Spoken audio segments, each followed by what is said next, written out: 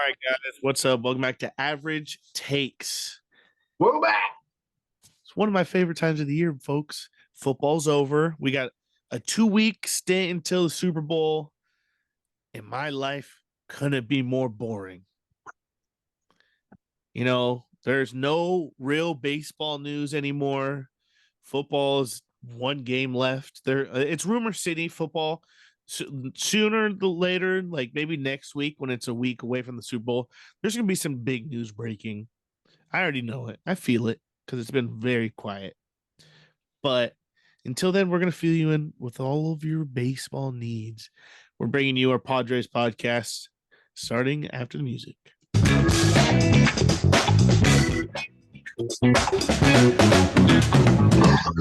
All right, I'm Bomb.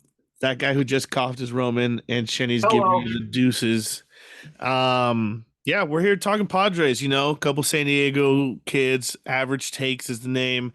Average Takes is the game. We're here just to present you the most average takes, claims, because we're just average. At the end of the day, nobody's special in this world. You might think you're special. You might think you're somebody. Nobody's special. We're all average. But let's get to it. Baseball is coming up. Pitchers and catchers report not too long away. I don't know what date exactly, but it's usually February, mid-February. This podcast will come out February 1st or 2nd. Man, are we making it to a spring training game? We're already, yeah, I might have to. That's definitely in my bucket list. This not bad. Month. Not bad. I don't know what I was gonna get to saying, but whatever. Padres made a lot of moves this offseason, folks. If you didn't know, they signed Xander Bogaerts of the Boston Red Sox. And Xander was an international signee with the Red Sox when he was like 15. Had been with that system for his entire career, won 2 championships, has been a very steady player in and for the Red Sox over the past decade. I mean, he came in 2013. I believe he was a rookie, and he won a World Series that year. You know, going and paying for that type of player and going and getting that type of guy is showing you're in a win now mode. But we're doing it smart because Xander is not a very flashy guy. We have those guys. We have the flashy guys. Xander is a very consistent every day. He's going to give you the clutch hits. You need double. You need that RBI single. You just need me to put a ball in play. He's there for it. He's very professional, though. I don't hear his name in the news, you know, in the Dominican, in Aruba, where he's from, riding motorcycles. I don't hear any of his name and linked to any of that stuff. So he's very professional. And I think it's a great signing for this team who could, from the outside looking in, you could say this team lacks leadership. And I think he's going to come in with 2 World Series rings, with all that playoff experience. And he's only going to fuel the fire that these young guys are bringing to the table. Him and Nelson Cruz, another addition for the Padres. I think he's going to fit in with that explanation as well, give us some more leadership, give us that old man knowledge, and definitely some more home runs for our team. That's what I'm love him at DH. We needed homers last year. That was one thing we preached is why the frick do we not have a guy like we traded away Voit? And I mean, Voit, we all loved him because he ended up becoming a fan favorite, but for a minute, didn't get it going last year. Like, couldn't side of the barn, struck out a lot, walked a lot, yeah, but couldn't find it. He ended up doing it okay over the year. He did better, I feel like, when he went to the Nationals, whatever. But the Padres lacked home runs. Like, truly. Manny Machado hit 30. The rest of the lineup, like Will Myers last year, didn't do anything. Hosmer didn't do anything before he traded him. I mean, there was lack of putting the ball out of the yard. No Tatis for an entire 162. Like there wasn't much homers. Grisham didn't hit that many. What did he end up with? Double Not 20. digits, but not, Not 20. Crone had less than 10, I think, or maybe right around there. Hassan Kim had like 6, 7.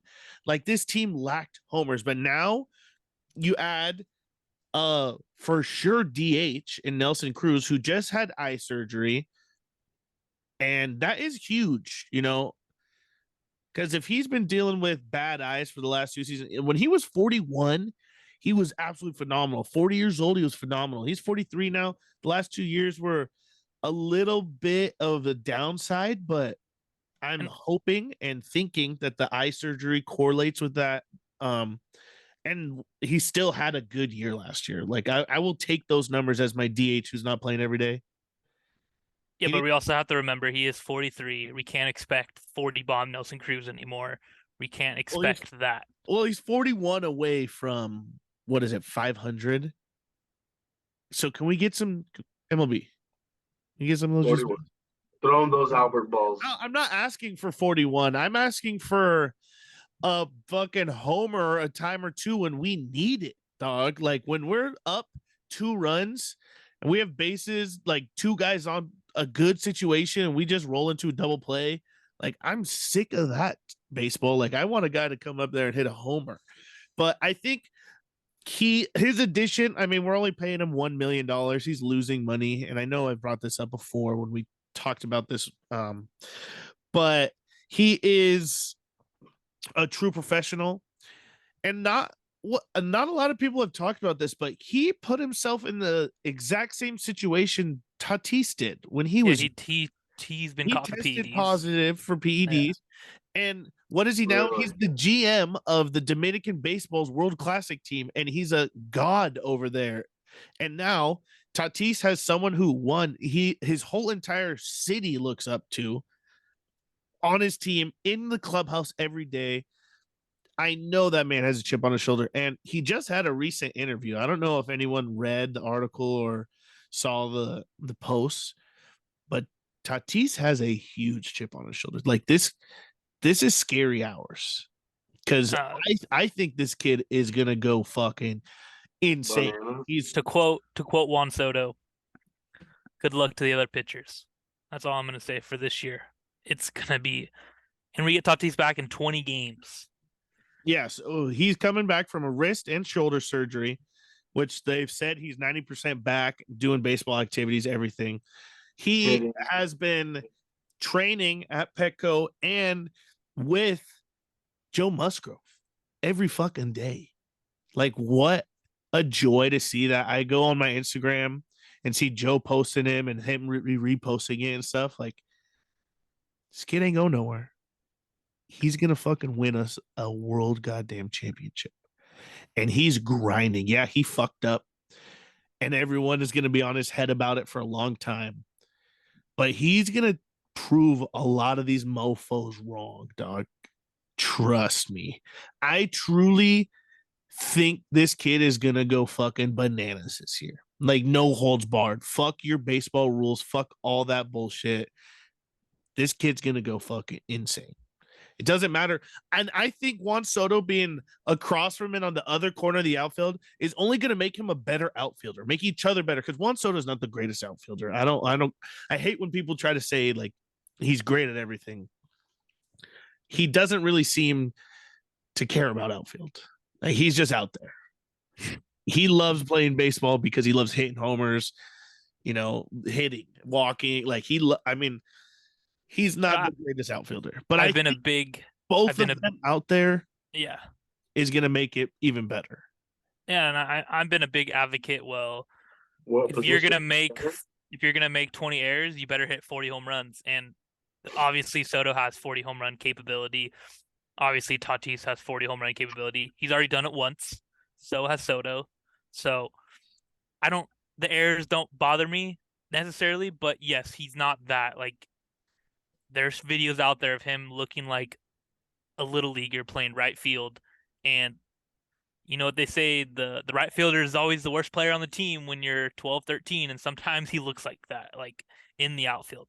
Hey, No, Yeah, Soto. and Soto. I mean, Oh, Tatis did not look great out there when they tried him out there a couple years ago. But again, he was on one arm, and he talks about this in his interview. Like everyone's doubting him on what his possibilities to do. The last time we saw him play baseball, he played great, and he was on one arm. We saw the shoulder get popped out of socket. We fixed that problem. Yeah, he crashed the motorcycle. We fixed the wrist problem now. Oh, Done. yeah, It- I crashed a motorcycle yeah, twice. yeah, crashed. Hopefully he doesn't do that shit again. Hopefully he realizes, and I think he has. I mean, 24 years old, you just watch your team get 2 games away from the World Series, and Fernando Tatis is a 20 win player. He can win you 2 games for sure. He himself, like the best thing about this fucking kid is that when the game is dead, standstill, 0-0, or fucking like when the Padres need a fucking bounce, this kid brings it. He's And must watch. And before it was only him, like, yeah, Manny was on the team, but it felt like the kid is what drove and like led the team, like his power. This roster is fucking stacked. Oh my god. But one thing we didn't talk about is Xander Bogaerts. Him coming over to the Padres, I think, is going to lead to him having better seasons than he did with the Red Sox. Because as a right-handed hitter who hits piss missile line drives, runs into that wall 40 times a year. And let's not forget a big rule change. There's no shifts this year. There is no fucking shifts for the first time in forever. And Wow. I've hated this man for the last 4 or 5 years, but I'm gonna give him a little flowers for this speech. Cody Bellinger of the Chicago Cubs. Cubbies. He said, "Your whole life you're playing baseball. You hit a line drive right at the middle, right back at the pitcher's head. That's what they teach you growing Little League. Hit the ball right back at the pitcher's head. That's a base hit probably 90% of the time growing up as playing baseball. Then you get to the major leagues. That's an out now 90% of the time. So I'm excited to see how that I think changes. the numbers are going to be bonkers, Trevor, because the shift was the nerds taking over the sport of baseball. That was breaking down every pitch science to every player, to their swing, to where you want the ball, and position the infielders to get those double plays, the easy rollovers. You know, like you said, a piss missile right back up second base, and there's a guy standing there going, ha ha, like the fucking Simpsons. You know, like that's what it was. Now you got to keep your feet on each side of the bag on the dirt. So the Manny Machado shift that we all love, but I mean, we didn't see it last year. If you remember, this was a 2 years in the ago. grass. Bomel did not bring this over when he came over, but yeah, Manny Machado was 20 feet in the right field. Can't happen. Won't happen this year. So what exactly is like? How do they differentiate if you have to be on the like your sides of second base? Yeah, you cannot cross over. So you They can can't be can in the you outfield. be You have to be in the dirt. You said. You have to be on the dirt as well. so I don't know can you how be close as you can be. far over, like before you cross or I don't know how close you could be, but I'm sure second base is kind of like shortstop. They can move around a little. They have room to move. I just don't think I think the shift is no 3 guys on one side, no guys off of the infield dirt. yeah, and I'm honestly excited to see the plays that come out of this because you're gonna see some guys make some crazy athletic plays.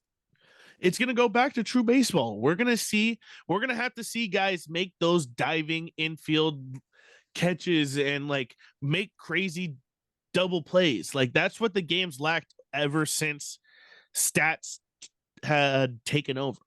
Like from what I watched, like was able to consume it. You know, sometimes you watch sports, you're just like watching. You're not taking in it. Like if I turn on hockey, I'm just watching, waiting for a fight to happen. I'm not consuming. You know, if I'm watching Padre baseball, I'm consuming every pitch. I'm trying to make sure I don't miss a pitch, or if I'm watching baseball, I consume it just because I like the information, the knowledge. Yeah, and for And the since I've shift, since the shift has really taken part, the game has been a little bit more boring. yeah, and for the shift, connoisseurs or whatever, um, you're always gonna hear those people, oh, why don't they hit it the other way? Why don't they hit it the other way? Well, here, let me give you a scenario.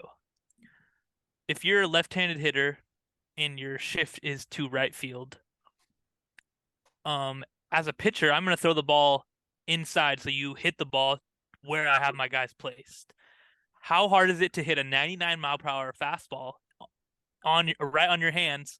I'm gonna hit the other way.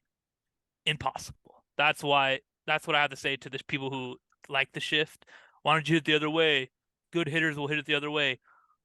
Good hitters aren't seeing 99 on the hands every single fucking pitch. You have no choice but to hit it to if you want to barrel a ball up, you have no choice but to hit it to where they're shifted. So that's all I have to say for the shift. People who are pissed at the shifts. I love it. I love it. But another topic I want to talk about is the Padres catching situation. I'm not a big fan of a single catcher we have on the roster. I'm not gonna lie to you.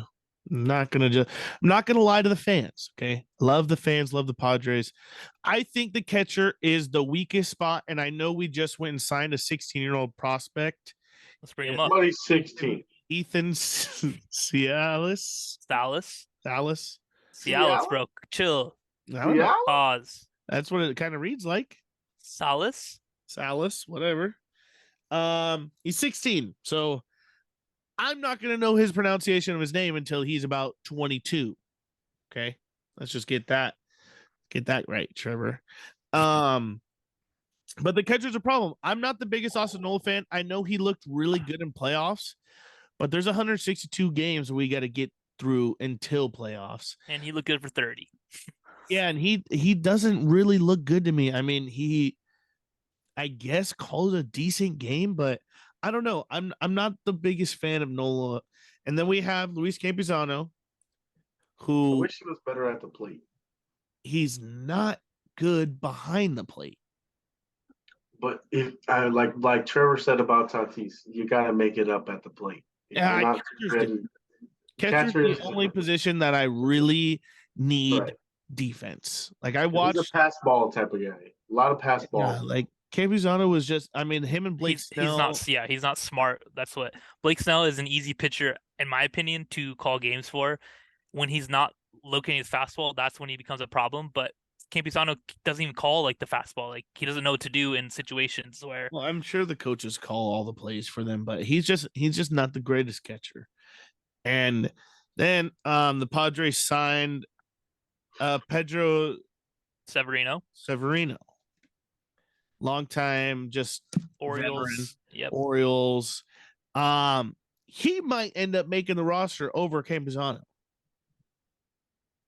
Yeah. I mean, I don't know. The Padres carried 2 catchers and 3 catchers a lot of the time last year. So I don't know. I mean, it's Campusano's year to turn it on. So I mean, he might be good. There's a kind of missed Jorge Alfaro already. Not gonna lie. I can't believe they non-tendered him.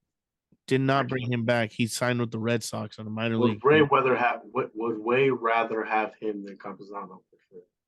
I mean, I just need if Nola you're all in on Campusano now. Yeah, at this I point, we guess. never traded him. We traded every prospect I don't like that. besides him. what does that tell you? As a fan, what does that tell you? And I'll tell you what it tells me.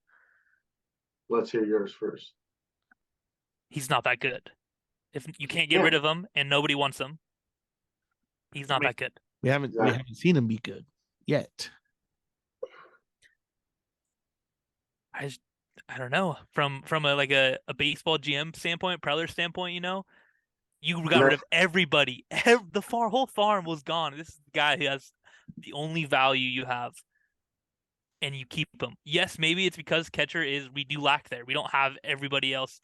Everywhere else is pretty much covered. Catcher, we don't have we need we need guys. So maybe that's what he's thinking, but I just don't thinking he's maybe not that good, and we have to deal with that. Yeah. I think we have to deal with him growing up, you know. He's ran into some problems in the past too. That might be a reason no one wanted him. Remember, he was arrested for like 25 pounds of weed. What was it? Georgia Yeah, it was something crazy. with another minor league player. Yeah, I don't know, man. But I just think it's his year to like make it or break it. Like, because if he's not good this year, I'm kind of over him. If he's not good by half the mid-year, I want him traded, bro. Well, that's the thing that I need from the catcher is Nola ranked. If I have to rank him, I probably rank him 30th in guys stealing on him. He's like the worst catcher. That he gives up the most stolen bases. So if he can just fix that, like he needs to focus on. I have to throw runners out. Like yes, he did throw a runner out in playoffs. Mookie Betts, I was at that game. Talked a lot of shit to surrounding Dodger fans who think he was safe. He wasn't, but that was like that's the moment that goes straight to my head. That moment in playoffs. I don't remember him throwing one guy out in the regular season. I don't remember anything during the regular season. Yeah, no. And then wasn't Philly stealing all over us? Yep. And the How Schwarber's fat ass was stealing on us. Yeah, the difference between a guy on first and a guy on second is ginormous. Huge. Scoring position. What do you mean? And Kyle Schwarber, like you said, Roman, Kyle fucking Schwarber. Yeah. Fucking pig stealing fucking second. He's probably bottom tier speed guy, and that's what I'm saying. Yes, you don't have to be fast to steal bases. I understand. I was a nasty threat on the base pass in my heyday, so you should be though. You should have to be fast to steal bases. Why would you like? There's a lot of other things. Timing. You're throwing 100 mile an hour fastball. You should be able to get it.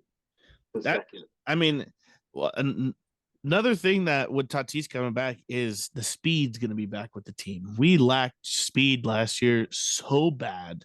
Lacked stolen bases and all of that so bad. So bad that I think Manny Machado led our team in steals last year. Yeah, he was up there. That's for sure. He could have led our team. He led the team in a lot of categories. But we definitely I need Grisham. I mean, maybe Grisham just wasn't on base enough, but maybe every time he gets on, just fucking take a bag. And how about it? Fuck. All right. More things I want to talk about. Another note. Yu Darvish and Blake Snell are entering contract years, ladies and gentlemen. That means they are on the last year of the deal that they're signed on and will be free agents as soon as the season concludes. What does that mean? That means the Padres have a lot of work to do from here till then, because if we lose them, those are two pretty hefty contracts we have. Okay.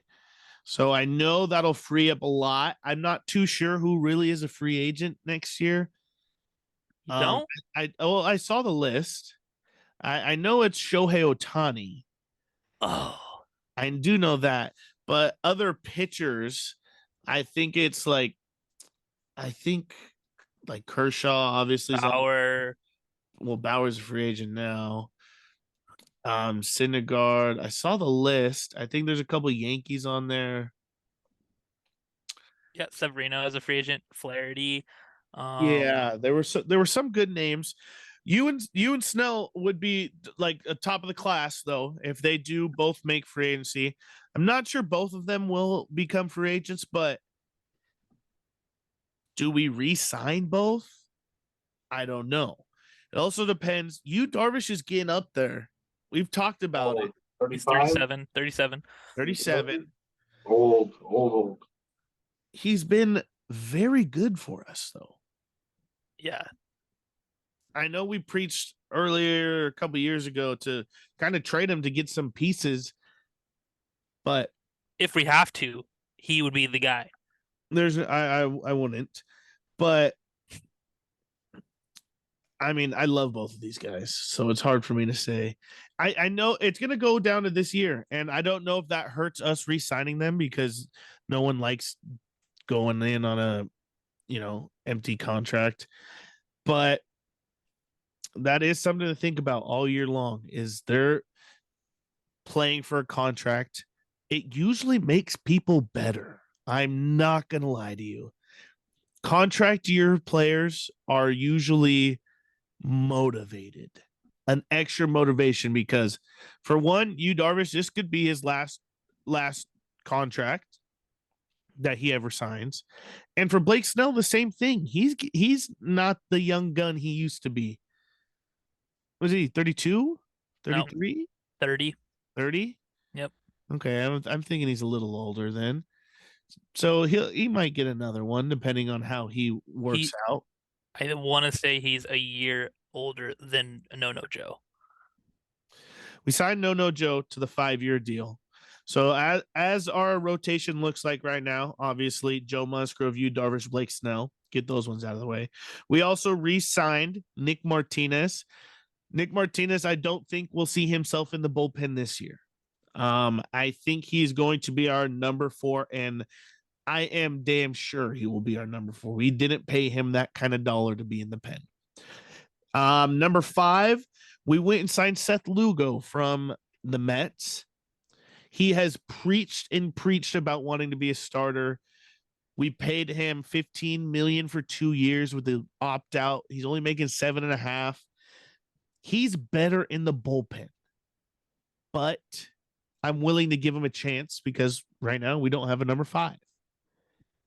So he is a better bullpen that could be like a half and half. Maybe him and, Martinez go back to back. Like, last year we piggybacked guys. But then we talked about the Padres wanting to have a 6th man. I think it is needed for the Padres. I think absolutely with the age of these arms, you want to have a 6th man. There are some options we could talk about. Adrian Morejon, I think he's kind of been circled as the 6th man right now, but he's never really been a starter that goes deep. He's one of those guys who you get a couple innings and you got to go to the pen 4th or 5th inning. So that's an option. You have Jay Groom, formerly of the Red Sox. He came over in the Eric Hosmer trade. He's only 24. He was the 12th pick in the 2016 draft. He actually did really well for us last year in the second half of the season for our AAA team. It's hard to pitch for the Padres AAA team in that stadium. We all know, AKA Ty France hit 400 in that stadium. So 430 bombs. AKA Austin Hedges won a fucking MVP in that stadium, and Austin Hedges can't bat his weight in the big leagues. What about Drew Pomeranz? Drew Pomeranz, I don't think we see him as a starter, especially after the injury that he went through last year. I just want to see Pomeranz pitch, man. I mean, it might be. We've seen him as a starter before. He was an all-star starter for the Padres back in 2016. So I would fucking love to see that again. That's a great point, Roman, that I hadn't even thought of.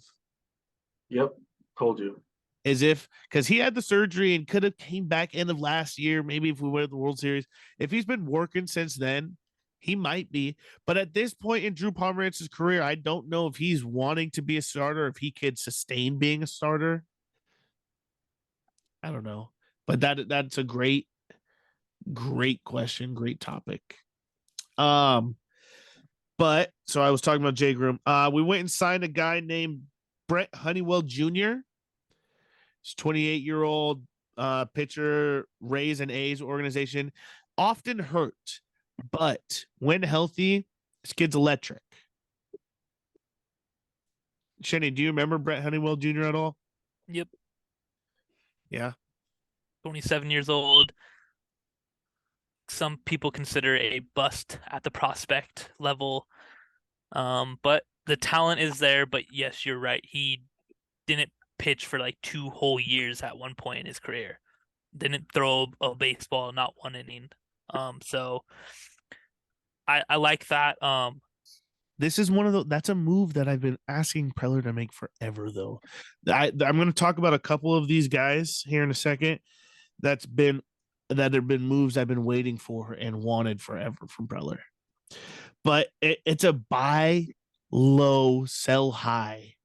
It's literally one of those that it's low risk, high reward type player where we're risking nothing. He's not making, we 50-50 his contract. If he makes majors, he makes like $1 million. If he's minors, he makes half of it. So it's like a if and when or contract. But I love that type of deal because that puts a little pressure in it. A little pressure in it. You can make this much if you make the bigs, but this much. So I like that.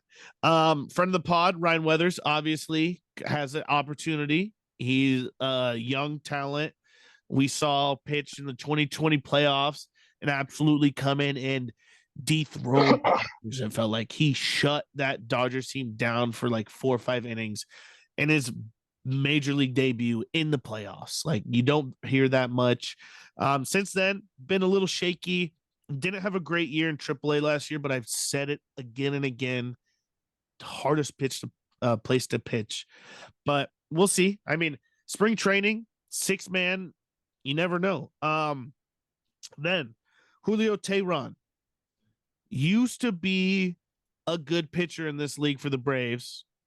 Couple years since removed. If we could get something out of him, I mean, I'm not asking for anything. I think he took a year off. Wasn't very good with the Angels a couple of years ago. I'm not hoping for anything, but there could be. I don't know what he's been working on. Ruben Nabila, effect.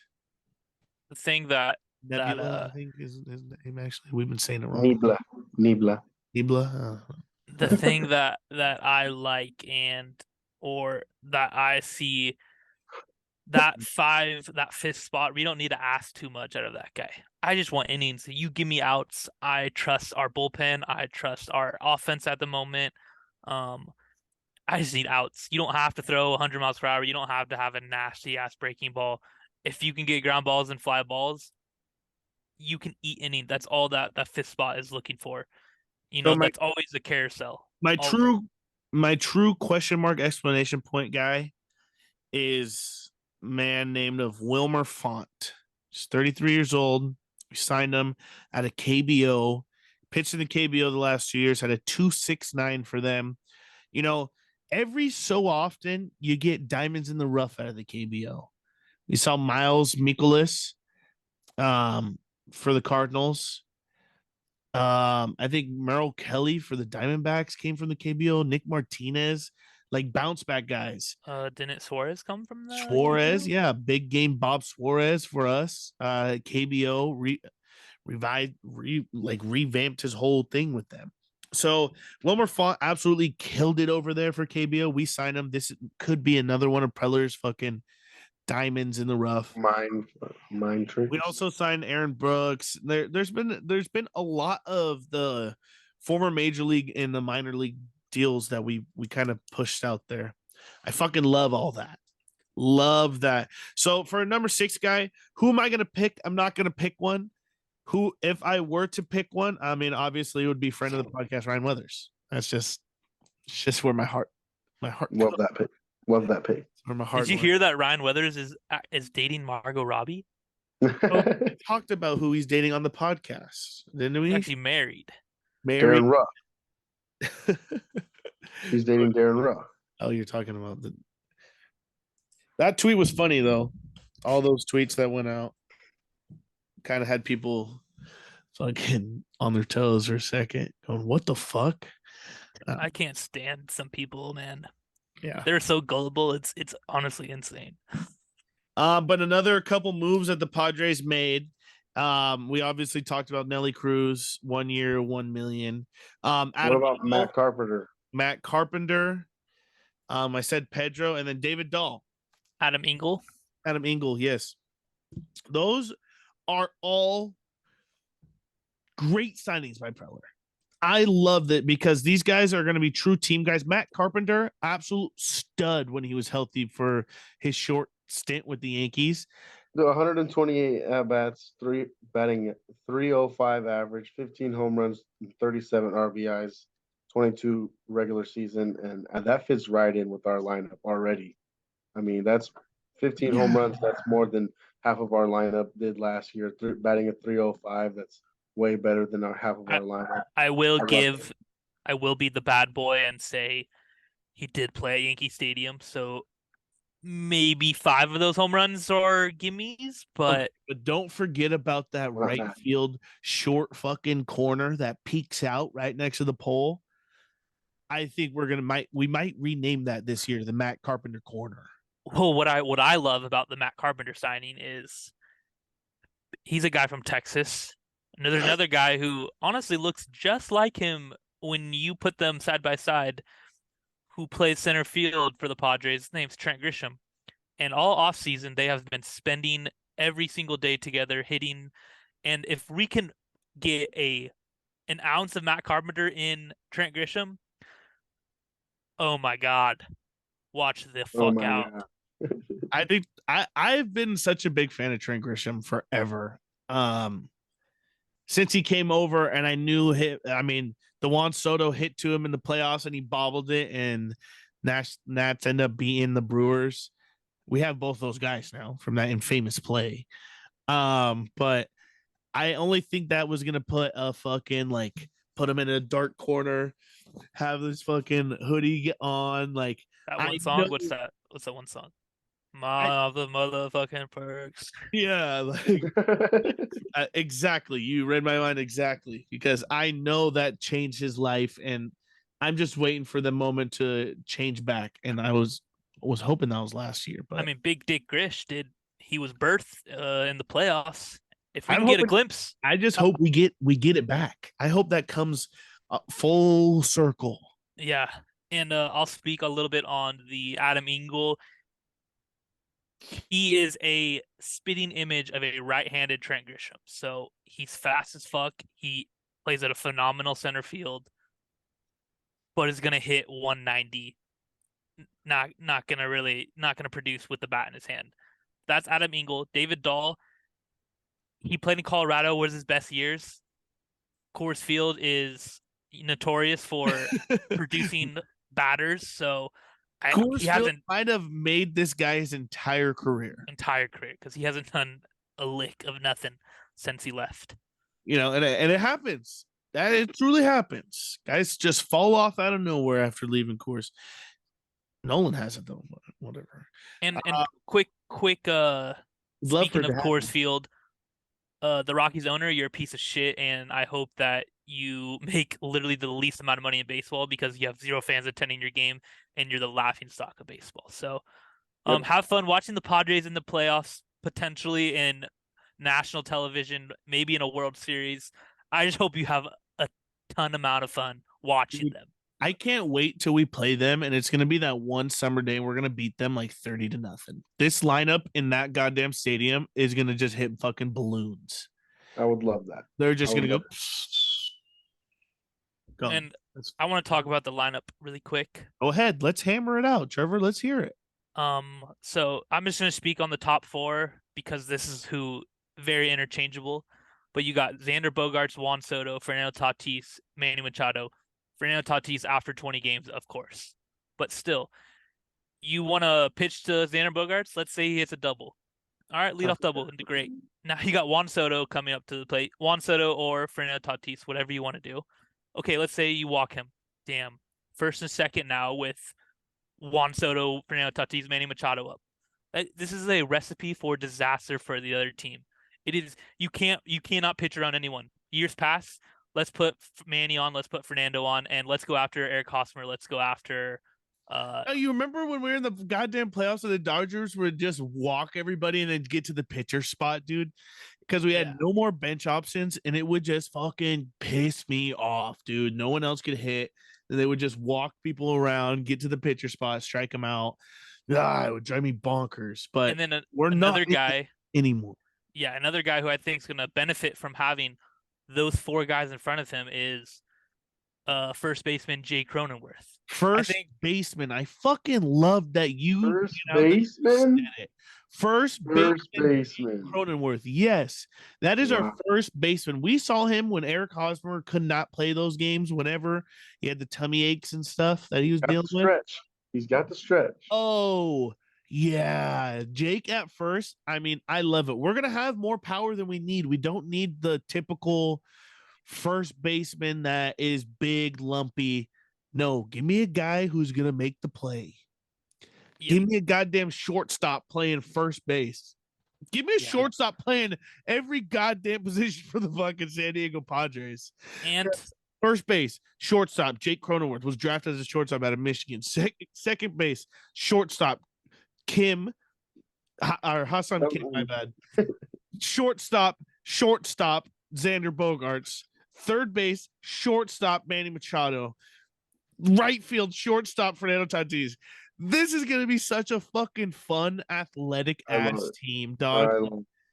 Oh, I forgot to mention our goddamn catcher, Austin Nola, shortstop, drafted out of fucking college. Oh, shit. You're fucking kidding me, dude. The team is let's not forget fucking shortstops. Our starting pitcher was a shortstop, too.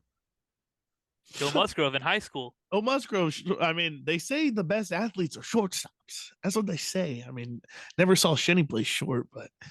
Oh, brother, let me bring up the film. Let me bring up the film. Oh, brother. They had to put me there because they had no other athletes. I was the most athletic. We almost just saw Shenny jump through the screen if you're watching it. Holy smokes. Came from left field with that one. But I'm just saying, bro, I mean, Matt Carpenter probably should shortstop drafted. I mean, he played third forever. But this team is just going to be so much fun to watch if you're a Padres fan. And you said Xander leadoff. I'm telling you, it's going to be Fernando Tatis. The Padres I've been playing. You get to the fucking game as soon as possible, because if you miss that fucking shortstop, that right field shortstop, I'm going to always call Tatis a shortstop. I don't know what it is. I've been playing a lot of simulations on franchise mode in MLB The Show. Oh, your favorite. I like to mess with the lineup and see how guys do. I like Fernando hitting third, first. I personally like Soto hitting second, but that's just me. I want Soto in the first inning against that pitcher, so you can put him anywhere, to be honest. But I love Tatis at leadoff, man. He loves to start games. I will preach it. Tatis Juan Xander. Manny, Crone, Nelson Cruz, Matt Carpenter, Kim, Nola, done. Oh, Grisham, 9, done. Ladies and gentlemen, there it is. Every given Sunday. And so, what do you think of our friend Rick Profar? Because I want to see him back. Sad. I don't know if why you opt out. It's your fault, buddy. Sad. Yes, true. I think we can afford him, but what kind of contract? You can't give him 3 years, 4-year contract. We just can't. No, you give him what he opt out of, but you minus like $10 and say, buddy, that's my lunch payment for you fucking opting out. But no, I mean, it is sad. I don't think we really have a spot for him on the team. I mean, yeah, bench every day. He'll fill in when someone's hurt, but I'm pretty sure that was Matt Carpenter's role, and then Nelson Cruz at DH, and then that we could flip them all around. I mean, who's our starting right fielder if Rick is not on the team? I mean, you have they'll probably put Ozakar there. Corners. We'll put Ozakar there to start the year. Oh, for 20 games? I mean, Matt Carpenter could play outfield for 20 games. Adam Engel could play outfield for 20 games. Yeah. Dahl could play outfield for 20 games. I mean, there's a lot of guys who could go play left field for 20 games. I mean, yeah, I would love to see him back, but I don't know where the money situation is anymore. I don't know what the Padres have for money. I don't know what. Don't worry about the money, buddy. Don't worry about the money. I know. I have to tell myself, don't worry about the money. Grandpa Peter has Petey got me. plenty of money. Petey got me. But I don't know. I mean, yes, you do want him back. He was electric for us at times, but I just don't think he's an everyday player, and I know he's gonna want to be. I'm just thinking about depth because I have watched these Padre teams, not this Padre team, but I have watched Padre teams in the past where it's team. like, where the fuck is our depth? One guy goes down and we're fucked. We got fucking Brandon Dixon fucking playing every fucking day. Fuck.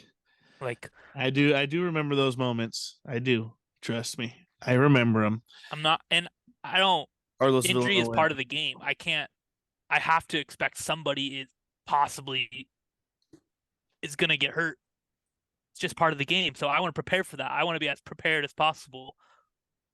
And best case scenario, I don't even need him. It's a waste of money. And fuck, my bad, waste of money. Sorry, Peter. I just gave this guy $5 billion out of your pocket to do absolutely nothing, to be a vibes guy. I mean, yeah, I would take Profar back immediately because do I think Profar is better than David Dahl? Yes. Adam Engel? Yes. Yeah. Yes, I do. In the outfield and with the bat, probably. Yeah, better than both of those two outfielders we signed onto this team to play outfield and run. Yes, I do think he's better everyday bat outfield. What is he asking for though? Why did he opt out? We paid him $7.5 million or $8 million. I mean, buddy, it was 3 year, 24 million. Obviously, opt out after the second. So yeah, 8 million. He opted out after the first. I thought we had him 2020 and last year, or 2021 and last year. But we extended him after the first because we traded for him and then gave him a 2-year deal. I thought, or 3-year deal. I don't know. Whatever. He opted out. Melvin's protege. He'll be on. I do think that's Preller a little bit saying you opted out. I mean, yeah, and that it could come back to bite him because he's like, oh, I had a way better year than anyone was expecting me to. So why is no one signing me? But Manny Machado didn't get signed until halfway through spring training. Not saying Profar and Manny Machado are on the same tiers, but there's still a couple more weeks. It might be him waiting till that first spring training injury pops off and someone pays him out of pocket. Yeah. Because a team, it always happens. Someone goes down first week. Ah, shit. Ankle. Cat. Ah, shit. Crashed on his motorcycle. Ah, shit. There goes my fucking star shortstop. One day before we're supposed to get on the fucking road with the season. And Fernando, if you're listening to this, if you ever listen, I'm gonna give you the shit till you retire, baby. Until this goes in the back of my mind, you're gonna get shit from me. You're gonna get shit from Bob Roman. I don't know how the Latin perspective comes. I'm giving him shit as a buddy. Respect always. Me and him are buddies. That's just what it is. I might tell him to buy a razor at FanFest just for the funnies. He gives me more than 20 home runs. Yeah, I mean, if you guys are watching this will come out before FanFest. Make sure you be there. If you're a fan of us, come and say hi. Be rocking some Average Takes gear. Yeah, that's what it is. FanFest this weekend, Saturday, 9 to 4. So get out there. If you ain't there, you're square. And I saw someone tweet, another Padres fan tweet, the Dodgers are hosting an experience like the Padres, but they have everything you can do, like you have to pay for. So charging for signatures. Charging for signatures. It was like $200 to get something signed by your favorite player. $650 to meet your favorite athlete, I think is what it was. For $650? You're freaking kidding me.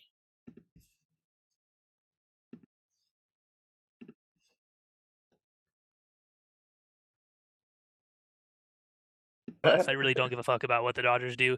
That guy is being a little nosy, maybe being a little too who gives a fuck, but sure, Padre fans, he got the reaction he was looking for, so maybe that's what it was, but I really don't I could care less if they charge or not. No, but I'm just saying everything the Padres are doing is free 99. Come and have fun. Dodgers are charging you. They love their arm and a fans. leg. They love their fans. What the Dodgers are getting their fans on is all that money is going to charity. So they want you to spend all that money so they can go to charity, while the Padres are just going to sell all the alcohol and all the It's a food. tax write-off to go for charity. Everyone says for charity, for charity. Let's Dodgers just bump. owe a lot in taxes because the last fucking 3 years they've always been out of budget. So the tax bracket is fucking crazy. They have to donate. They got to pay for Bauer's contract as well. 30 million, I think. 35, I think they have to pay him. They pay him right? 22 out of pocket. 22 is what they 22 Yeah, 22. I'm pretty sure is what for a guy on a different team. That's a good deal. for a guy fucking not on your team. I mean, will we see Bauer play this year? After the news of former San Diego Padre Mike Clevenger, I doubt it. I doubt it as well. I don't think someone signs him. I think both of them get blackballed by the league He might be done. if he gets caught guilty, because we are in America and innocent until proven guilty. But I mean, some of the shit that's been coming out pretty fucking gnarly. Gross. Wish he came out sooner. Wish he got caught sooner. Gross. Yeah, facts. Because they said during the season, so I would not have been rooting for that fucking grade A asshole. So, I'm a fan of the team, not a fan of fucking weirdos. Great. Yeah, exactly. But yeah.